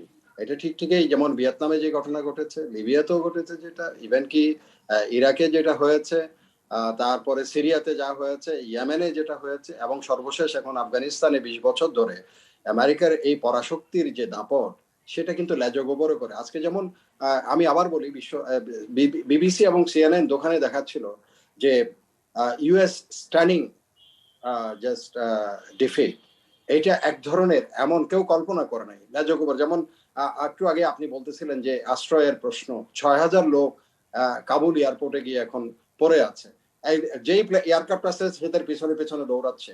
এটা হচ্ছে this are the face of United States of America. আমি আফগানদের বলবো না, এটা আফগানদের না, আফগানদের মাধ্যমে এটা সৃষ্টি করা হয়েছে। একটু আগে আমাদের অ্যাম্বাসেডর শহীদুল হক বলছিলেন যে এটা সবচেয়ে ক্ষতিগ্রস্ত হচ্ছে ওই আফগানিস্তানের জনগণ। আমেরিকা হচ্ছে না, America just they have withdrawn, they have gone back. যদিও তাদেরকে সৈন্য সামন্ত গেছে, ন্যাটোর সৈন্য সামন্ত ক্ষতিগ্রস্ত হয়েছে, এখন আপনি বলছেন যে তারা নতুন বাজার কোথায় খুঁজবে। এবং আমার মনে হয় এই যে বাজার খোঁজার পেছনেই আমেরিকার পরাজয়ের কারণগুলো নিহিত থাকে। তারা সমরাস্ত্র বিক্রি করা তাদের ওয়ার ইকোনমির সবচেয়ে একটা বড়, আমি বলবো যে অবজেক্টিভস, সেটার জন্য তারা অকারণ যুদ্ধ সৃষ্টি করে গেছে। এটা আমরা সাধারণ জ্ঞান থেকে বুঝি, পৃথিবীতে অকারণ অনেকগুলো যুদ্ধ তারা সৃষ্টি করেছে। এখন আপনি বলছেন এখন তারা নতুন বাজার কোথায় খুঁজে পেতে পারে, এই প্রশ্নটা কিন্তু অত্যন্ত গুরুত্বপূর্ণ এবং এটা অনেক লেখাপড়ার পরে এই প্রশ্নগুলোর উত্তর দেওয়া। তারপরও আমি সাহস করে দুই একটা জিনিস বলবো, ইরানকে ঘিরে তারা একটা এখন তাদের পদচারণা করবে, চায়নাকে বেস করে যেটা ট্রেড ওয়ার আছে সেটাকে তারা অন্যখানে সরিয়ে আনতে চাইবে। সেখানে আমাদের দূর কিন্তু কথাটা যদিও খুব স্পর্শকাতর, আমি তারপর বলতে বাধ্য হচ্ছি, আমাদের দক্ষিণ সীমান্তে অর্থাৎ মিয়ানমারে চায়নার বিরাট একটা স্ট্র্যাটেজিক ইন্টারেস্ট আছে, বিশেষ করে চকরিও ডিপ সি পোর্টকে নিয়ে। সেখান থেকে চায়না এখন তাদের 4th লার্জেস্ট যেটা এনার্জি সাপ্লাই লাইন, সেটা মালাক্কা থেকে তারা সরিয়ে অলরেডি চকরিওকে ভিত্তি করে তারা কুনমিং, সেখানে যদি এখন যদি ট্রেড ওয়ারটা যদি আলটিমেটলি যে অস্ত্রের বাজার খোঁজার বিষয় আছে, সেখানে কিন্তু আমাদের কিছু গিভেন সিচুয়েশন সেখানে রয়ে গেছে। সেটা হচ্ছে রোহিঙ্গাদের ভিত্তি করে। এই যে আমার একটা জিনিস আশঙ্কার মধ্যে, আমি এটা চিন্তা, এটাও দূর আশঙ্কা, এটা দূর এক ধরনের লেখাপড়া ছাড়াই কথা বলছি। আপনি যে বলছেন আফগানদের এখানে আশ্রয় দেওয়ার কথা বলেছে, তাদের মাধ্যমেও কিন্তু কোন একটা সিচুয়েশন ক্রিয়েট করার হয়তো তাদের পরিকল্পনা থাকতে পারে।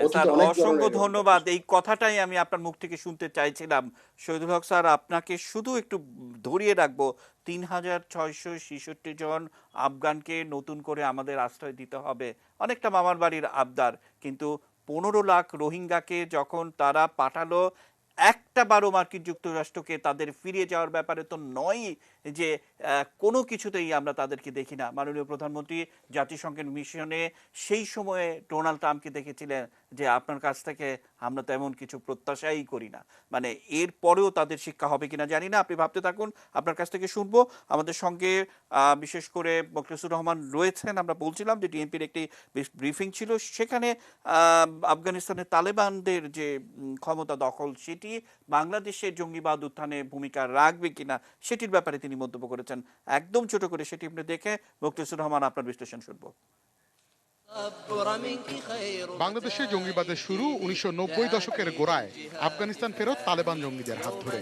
1999 সালে যশোরে উদুচির সমাবেশে বোমা হামলা দিয়ে আত্মপ্রকাশ। এরপর নানা ছোট বড় হামলা করে বারবার অস্তিত্ব জানান দিয়েছে জঙ্গিরা। প্রশিক্ষিত এসব জঙ্গিরা বিভিন্ন সময়ে হাত মিলিয়েছে আল কায়দা ও আইএসের সঙ্গেও। তাই আফগানিস্তানের দখল আবারও তালেবানদের হাতে চলে যাওয়ায় চিন্তার ভাঁজ পড়েছে দেশের আইন শৃঙ্খলা বাহিনীর শীর্ষ নেতৃত্বে। এটির একটা ঢেউ কিন্তু আমাদের উপমহাদেশে সব দেশে লাগবে। কোনো ছাত্র অথবা আমার কোনো সন্তান হঠাৎ করে কাউকে কিছু না বলে বাড়ি থেকে চলে গেছে, কোনো যোগাযোগ নাই, কোনোভাবেই তার সাথে কানেক্ট করা যাচ্ছে না, এই তথ্যগুলো পুলিশকে জানানো। দেশি বিদেশি গোয়েন্দা সংস্থার তথ্যের ভিত্তিতে জঙ্গিদের গতিবিধি মনিটরিং এবং মোকাবেলার প্রস্তুতি নেওয়া হয়েছে বলেও জানান পুলিশের এই ঊর্ধ্বতন কর্মকর্তা। তারা বাংলাদেশে যদি ঢোকার চেষ্টা করে তাদের গ্রেপ্তার করা। Mofidul Topu, ATN news, Dhaka. মোখলেসুর রহমান, আপনার বিশ্লেষণ শুনবো। মোখলেসুর রহমান, জঙ্গিবাদের উত্থান এবং তার বিকাশ, এটা আফগান মুজাহিদদের হাত ধরেই চলে।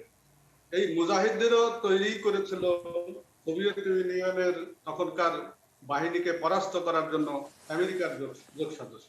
পাকিস্তানের মাটিতে, আফগানিস্তানের মাটিতে, কখনো বা বিভিন্ন মধ্য এশিয়ার দেশগুলোর মাটিতে এই সমস্ত মুজাহিদদের প্রশিক্ষণ দেওয়া হয়েছে এবং তাদের ভিতরে একটা ধর্মান্ধতা এমন আষ্টে পৃষ্ঠে জড়িয়ে দেওয়া হয়েছে, যেটা থেকে যেখানে আমাদের তারা যে ইসলামের কথা বলে, তারা যে ধর্মের কথা বলে, সেই ধর্ম আপনি ইসলাম ধর্মের প্রাথমিক অবস্থায় আপনার উমাইয়া শাসনের আমলে বলেন, আব্বাসীয় শাসনের আমলে বলেন, উসমানীয় আমলে বলেন, অথবা পরবর্তীতে মোগল পাঠানদের এই ভারতীয় উপমহাদেশের শাসনের কথাই বলেন, সেখানে কোথাও এই ধরনের রক্তপাত করা, এই ধরনের নারীর উপর নির্যাতন করার ইতিহাস কোথাও নাই, ইসলামী শাসন ব্যবস্থাগুলোতেও নাই। তারা এই ইসলাম কোথা থেকে আমদানি করে এটা প্রত্যক্ষ সাম্রাজ্যবাদী দেশের প্রত্যক্ষ মদদে তৈরি হয়েছে সোভিয়েত ইউনিয়নকে পরাস্ত করার জন্য, এবং সেইখানে সোভিয়েত ইউনিয়ন পরাস্ত হয়েছিল।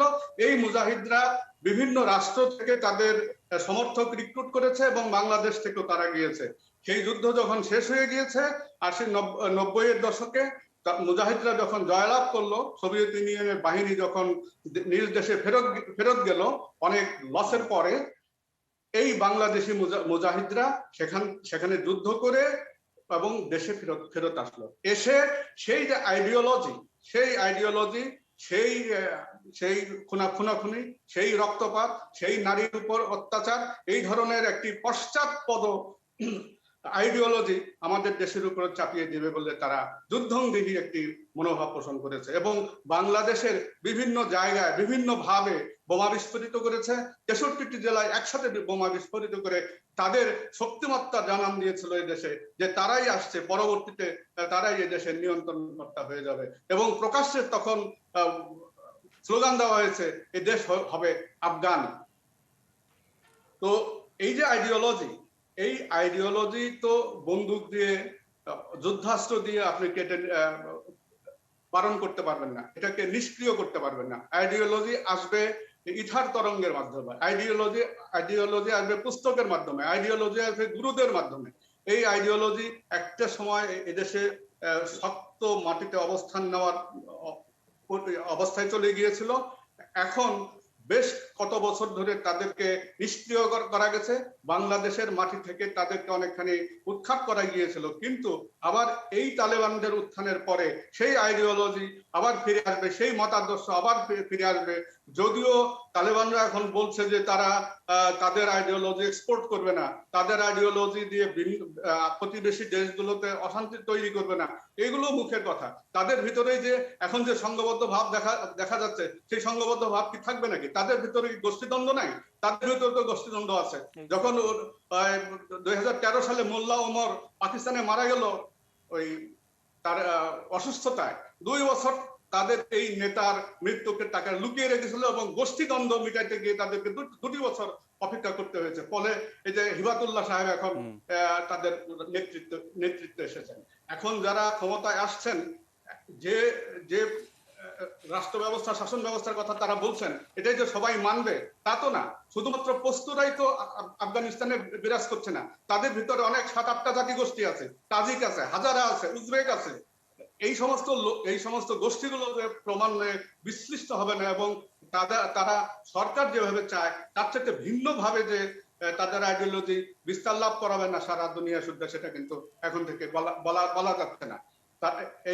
এই আফগানের মাটিতে বলাই যাবে যে আবার আইএস এর ঘাঁটি হবে, আবার আল কায়েদার ঘাঁটি হবে এবং তারা এই উপমহাদেশে তাদের নেটওয়ার্ক শক্তিশালী করে অস্থিতিশীল পরিস্থিতি সৃষ্টি করতে পারবে বলে অন্ততপক্ষে আমার কাছে বিশ্বাস হয়। এবং সেই কারণেই আইন শৃঙ্খলা রক্ষায় যারা নিয়োজিত আছেন তাদেরকে অত্যন্ত সতর্ক অবস্থায় থাকা দরকার, প্রতিটি মুভমেন্ট, প্রতিটি কার্যক্রম ফলো করা দরকার এবং তারা যেভাবে অতীতে সাফল্য লাভ করেছিলেন বাংলাদেশে, তার চাইতে আরো বেশি শক্তি প্রয়োগ, শক্তিশালী অবস্থান নিয়ে আমাদের দেশে নেটওয়ার্কটা বিস্তৃত করা দরকার। স্যার অসংখ্য ধন্যবাদ স্যার, আমি আবারও আসবো। এবং আপনি বলছিলেন যে এই মুহূর্তে 60 বছর বয়সী হাইবাতুল্লাহ আখুন্দার, যিনি যার দায়িত্ব নেওয়ার কথা রয়েছে, বাংলাদেশের একটি রাজনৈতিক দলের যিনি প্রধান ব্যক্তি, তার খুবই পলিটিক্যাল উপদেষ্টা বলা চলি আর সেক্রেটারি বলি, যেইটাই বলি না কেন,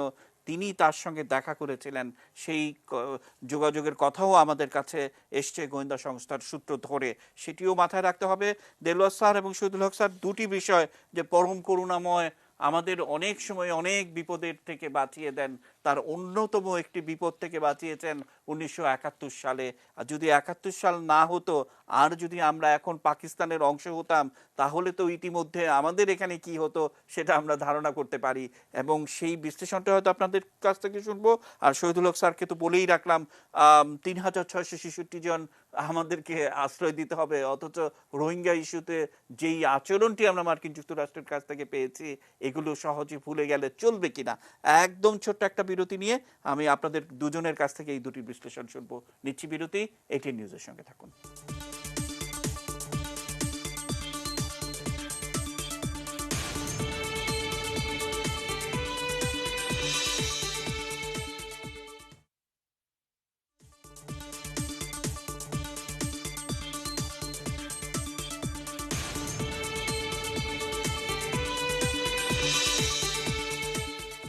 দেখছেন এটি নিউজ, বিরতির পর আবার আমন্ত্রণ জানাচ্ছি। অনুষ্ঠানের শিরোনাম দিয়েছি তালেবান উত্থান কার ফাঁদে কার পা। শহীদুল স্যার, আপনার কাছে যে 3666 জন তাদেরকে আশ্রয় দিতে হবে, মানে অনেকটা মামার বাড়ির আবদার। আবার আমরা এই রোহিঙ্গাদের আশ্রয় প্রশ্রয় নিয়ে নানাভাবে দেখেছি, কোনো ধরনের কোনো সহযোগিতা তো নয়, বরং উল্টো ওয়ার্ল্ড ব্যাংককে দিয়ে আমাদের চাপে রাখার একটা চেষ্টা যে অর্থাৎ রোহিঙ্গাদেরকে যদি আমরা সবকিছু ঠিকঠাক করে দেই তাহলে আমাদের ওয়ার্ল্ড ব্যাংক টাকা পয়সা ঋণ দিবে, কত মানে মামার বাড়ি আর কি, সবকিছু মিলে কি যুক্ত করবেন শহীদুল স্যার? আমার মনে হয় যে আফগানদের বাংলাদেশে শেল্টার দেওয়ার ব্যাপারে সরকার তো অলরেডি একটা সিদ্ধান্ত নিয়েছেন এবং আমি এটা কংগ্রেচুলেট করি। অত্যন্ত সঠিক সিদ্ধান্ত হয়েছে, এ ব্যাপারে কোনো সন্দেহ নেই। আসলে একটা জিনিস মানে খেয়াল রাখতে হবে, বাংলাদেশ এখন একটা important significant country in Asia, এবং এই ধরনের the whole world is in a geopolitical game mood. তো এখানে বাংলাদেশ যদি মনে করে যে তাদেরকে কেউ কিছু বলবে না, তাদেরকে দিয়ে কেউ কিছু করাতে চাবে না, তাহলে কিন্তু ভুল হবে। ওই ডিপ্লোমেসি হলো একটা খেলা, এই খেলায় কিন্তু আমাদেরকে জয়েন করতে হবে এবং খেলতে হবে, তা না হলে কিন্তু আপনি ইউ ক্যানট সার্ভাইভ। ওই জায়গাটা খেয়াল রাখতে হবে আর কি, যে এখানে আমাদেরকে যে কোনো এই ধরনের প্রস্তাব বা অন্য ধরনের প্রস্তাব আসলে সেটাকে বিশ্লেষণ করতে হবে এবং সেটার প্রেক্ষিতে একটা কাউন্টার খেলা খেলতে হবে। ওই কাউন্টার খেলা খেলার অভিজ্ঞতা অর্জন করতে হবে বাংলাদেশকে, এবং এইটা আস্তে আস্তে বাড়বে, কারণ বাংলাদেশ একটা সিগনিফিকেন্ট কান্ট্রি হিসেবে ইমার্জ করছে সাউথ এশিয়াতে। Thank you Delwar sir. সেটা হলো যে শহীদ স্যার অনেক সুন্দর একটি শব্দ ব্যবহার করেছেন যে কাউন্টার খেলা কিন্তু খেলতে হবে, অনেক সুন্দর একটা টার্ম, মানে একেবারে মানে আমার ভালো লাগছে এই জন্য, স্যার যখন পররাষ্ট্র মন্ত্রণালয়ে ছিলেন তখন অনেক কিছুই বলতে পারতেন না বা বলা উচিত তো ছিল না, কিন্তু আমার এত ভালো লাগছে যে স্যার এখন সব কিছু ঠিকঠাক বলে দিচ্ছেন। তো সেই ধারাবাহিকতা আপনার কাছে যে প্রশ্নটি ছিল যে পরম করুণাময় তো অনেক বিপদ থেকে আমাদের বাঁচান বাংলাদেশকে, যে ভাগ্যিস 1971 ছিল, ভাগ্যিস আমাদের একটা বঙ্গবন্ধু ছিল, যে কারণে এই সব যে সমস্ত সমাজকে যারা একদম কলুষিত করছে তাদের কাছ থেকে প্রতিনিয়তই কিন্তু আমরা বেঁচে যাচ্ছি। দেলোয়ার স্যার কি বিশ্লেষণ করবেন?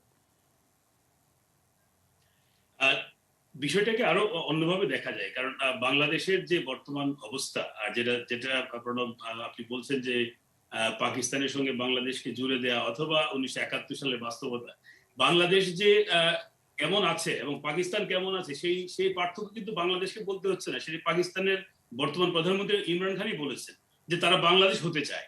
তাহলে 1971 সালেই তো বাংলাদেশ তৈরি করেছে, আর 1971 সালের এই যে তার আগের যে পরিস্থিতি বা 1971 সালে পাকিস্তানের অবস্থা তার বিপরীত।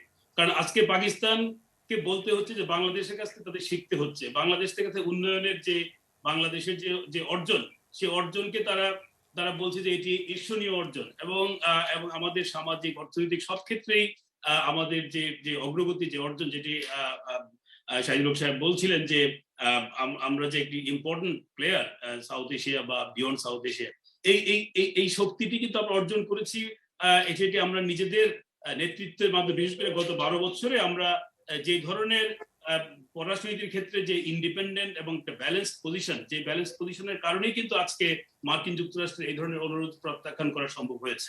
তবে এখানে আমি একটু যোগ করতে চাই যে এই যে খেলা, এই খেলা কিন্তু মার্কিন যুক্তরাষ্ট্র শুধু খেলছে না। আমরা যদি শুধু মার্কিন যুক্তরাষ্ট্রকে আইডেন্টিফাই করি তাহলে একটু ভুল করবো, কারণ এই খেলা কিন্তু চীন বা একসময় সোভিয়েত ইউনিয়ন কিংবা অন্য যে কোনো বৃহৎ শক্তি খেলছে। ফলে বাংলাদেশ কিন্তু কোনো পার্টিকুলার দেশের প্রতি কোনো টার্গেট করে পলিসি করছে না। বাংলাদেশ এখানে কিন্তু বৃহৎ শক্তিগুলো তাদের যে কোনো ধরনের অন্যায় বা যে কোনো ধরনের অগ্রহণযোগ্য যে সমস্ত আচরণ, সেটা কিন্তু বাংলাদেশ সেভাবে প্রতিবাদ করছে। আপনি কিছুদিন আগে চীনের রাষ্ট্রদূতের যে বক্তব্য যেটি ছিল বাংলাদেশের সঙ্গে কোয়াডের সম্পর্ক নিয়ে, বাংলাদেশ কিন্তু ভেহেমেন্টলি সেটি প্রতিবাদ করেছে এবং বাংলাদেশের অবস্থান পরিষ্কার করেছে। আজকে যখন এই মার্কিন যুক্তরাষ্ট্রের তালেবান বর্তমান পরিস্থিতিতে যে অনুরোধ করেছে, সেটি কিন্তু একেবারেই অপ্রয়োজনীয় এবং এটি অবাস্তব একটি প্রস্তাবনা। স্যার আমরা একেবারে শেষ ধাপে চলে এসেছি, সবাই একবার করে সুযোগ পাবো এই পার্টে।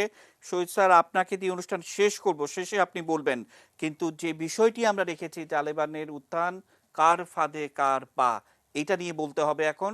এমদাদ স্যার আপনাকে, এটা কি চীন এবং রাশিয়ার একটা ফাঁদে মার্কিন যুক্তরাষ্ট্র পা দিল, নাকি ইরান তুরস্কর একটা ফাঁদে চীন পা দিল? এরকম একটা নানান সমীকরণ কিন্তু রয়েছে সব ধারাবাহিকতায়। কি যুক্ত করবেন একদম ছোট করে, তারপর আমরা মুক্তিসুর রহমান স্যারের বিশ্লেষণ শুনবো। না, ধন্যবাদ। এখানে আমি এখনো এটা দেখার বিষয়, এখনো বলা যাবে না যে কার ফাঁদে কে পা দিয়েছে। ফাঁদ পাতলেও অনেক সময় ফাঁদটা পার হয়ে চলে যাওয়ার মতো যোগ্যতা দূরদর্শিতা অনেকেরই থাকে।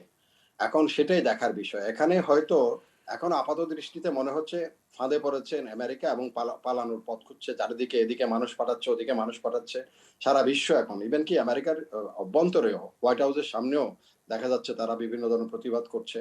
তাদের সেনাবাহিনীর কাছ থেকে সশস্ত্র বাহিনীর যারা অ্যানালিটিক্যাল যারা অর্থাৎ থিঙ্ক ট্যাঙ্ক যারা আছে তারা বলছে এটি ম্যাচিউর উইথড্রল, কোনো পরিকল্পনা ছাড়া।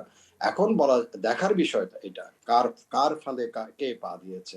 আর তালেবান যদি ঠিকঠাক মতো যেগুলি কথা তারা এখন বলে যাচ্ছে সেই মতো চলে, তাহলে বোঝা যাবে যে আফগানিস্তানের দীর্ঘ এই যে সাফারিং, এই যে কষ্ট দুর্ভোগ মানুষের, লক্ষ মানুষের জীবন গিয়েছে আফগানিস্তানে, সেখানে বিশ্ব শুধু দেখেছে, কেউ কিছু বলে নাই। কিন্তু আফগানিস্তানের মানুষ স্কুলে বোমা পড়েছে, মাদ্রাসায় বোমা পড়েছে, বিয়ের অনুষ্ঠানে বোমা পড়েছে, অজস্র মানুষ নিহত হয়েছে। একই সাথে যারা এখানে যারা হস্তক্ষেপ করেছে তাদেরও একটার পর একটা খালি লাশবাহী এয়ারক্রাফট তাদের দেশে ফেরত গিয়েছে। এই জিনিসটা থেকে যদি পরিত্রাণ পাওয়া যায় তাহলে এখানে আমি বলবো কারো ফাঁদে না পা দেওয়া না, বরং যে ফাঁদ আমেরিকা পেতেছিল গ্রেট গেম এখানে সোভিয়েত ইউনিয়নকে ভিত্তি করে বা সোভিয়েত ইউনিয়ন এক সময় ভিত্তি করে যে ফাঁদ পেতেছিল সেগুলোকে এখন যদি মুক্ত হয়ে যাবে, যদি তালেবানরা সরকার গঠন করে যথাযথ আচরণ করে। যদিও অসংখ্য ধন্যবাদ। আমরা শুনছিলাম মোখলেছুর রহমান স্যার আপনার কাছ থেকে শুনবো, অর্থাৎ আমি খুব মানে যত্ন নিয়ে বিশেষ করে রবার্ট ফিস্কের সেই 2015 সালের লেখাটি মানে আবারও আজকে সকালে পড়ার চেষ্টা করলাম এবং সেখানে তিনি পরিষ্কার ইঙ্গিতটি করেছেন যে এই যুদ্ধে আসলে কারোরই জয়ী হওয়ার কোনো সম্ভাবনা নাই।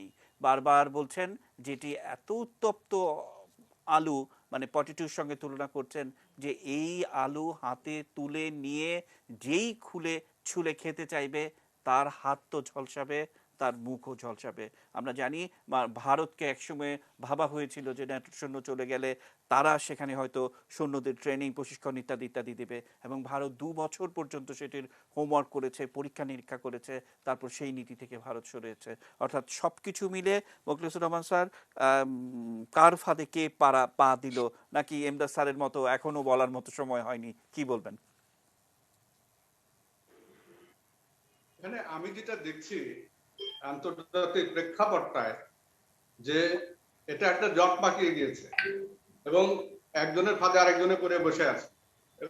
এটা আগামী 5-10 বছরে এটা হয়তো পরিষ্কার হবে যে চীন লাভবান হলো না রাশিয়া লাভবান হলো। চীনের কূটনীতিকদেরও এই মোল্লারা রেখে দিতে চাচ্ছে, রাশিয়ার কূটনীতিকদেরও মোল্লারা রেখে দিতে চাচ্ছে, আবার অন্যদেরকেও আশ্বস্ত করছে যে তোমরাও এখানে থাকবে। তো এই টাগ অফ ওয়ারে শেষ পর্যন্ত গিয়ে কি লাভবান হয়। এখন আমরা আপাত দৃষ্টিতে দেখছি যে আমেরিকার একটা বিরাট পরাজয় হয়েছে। পরাজয় তো এখানে হয়েছে যে রাতের অন্ধকারে চলে আসার যে ঘটনাটি তারা ঘটিয়েছিল, ওই ঘটনাটাই হলো এই দ্রুত পরাজয়ের মূল কারণ বলে আমি মনে করি।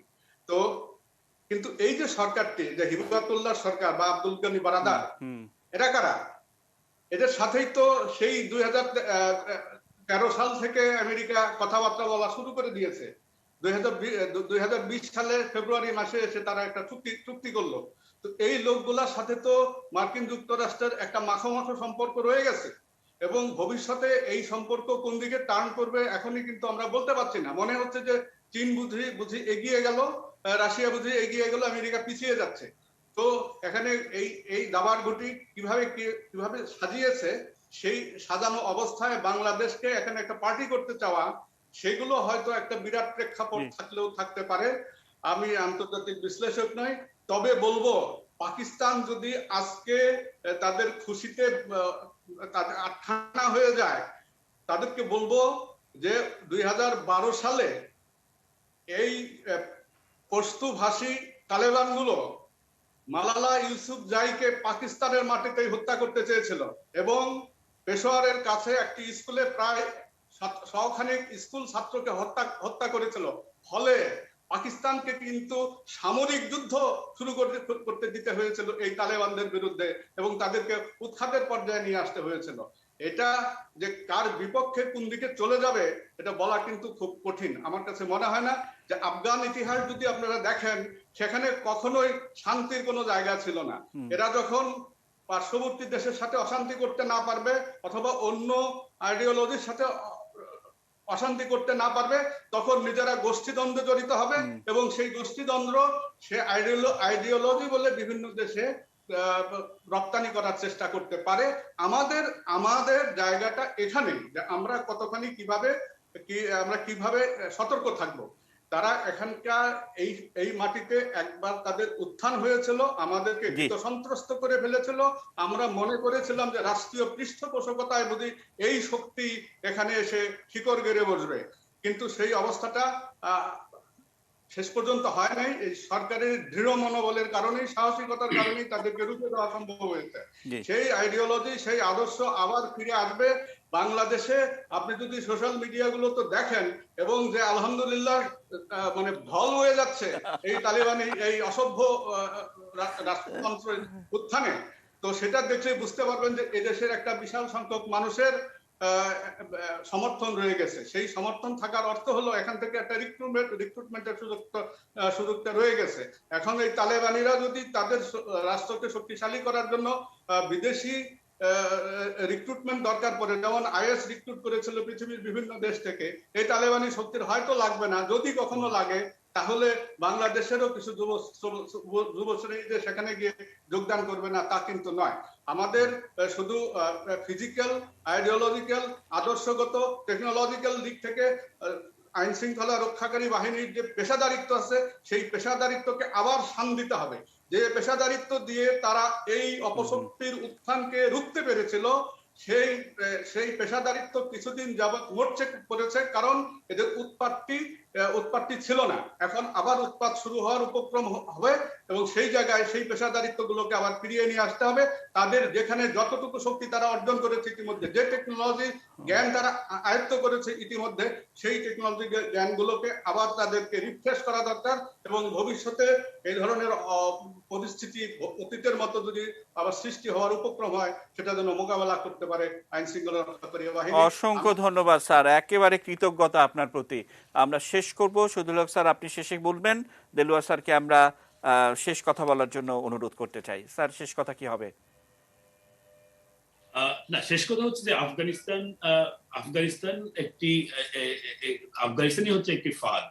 আমরা যদি ব্রিটিশদের অবস্থা দেখি আফগানিস্তানে যে এবং আপনার সোভিয়েত বাহিনীর যে অবস্থা হয়েছে, আজকে মার্কিন বাহিনীর অবস্থা নিয়ে আমরা অনেক বেশি এক ধরনের প্রকাশ করছি, কিন্তু এটি যদি আমরা একটু পেছনে চলে যাই, সে 1989 সালে তখন কিন্তু সোভিয়েত বাহিনীর একই অবস্থা ছিল। ফলে আফগানিস্তানকে যারা ব্যবহার করার চেষ্টা করেছে বহিঃশক্তিগুলো, তারা যেমন ফাঁদে পড়েছে, আবার আফগানিস্তানের ভেতরে এই যে আফগানিস্তানের যে টোপোগ্রাফি, এই দেশটির যে পাহাড় পর্বত, এই দেশটির ভেতরে যে গোষ্ঠীতন্ত্র বা গোষ্ঠীবাদ, তার সঙ্গে যুক্ত হয়েছে জঙ্গিবাদ এবং উগ্রপন্থা। ফলে এটা কিন্তু একটা পাউডার কেক, সেখানে আফগান জনগণই সাফার করছে।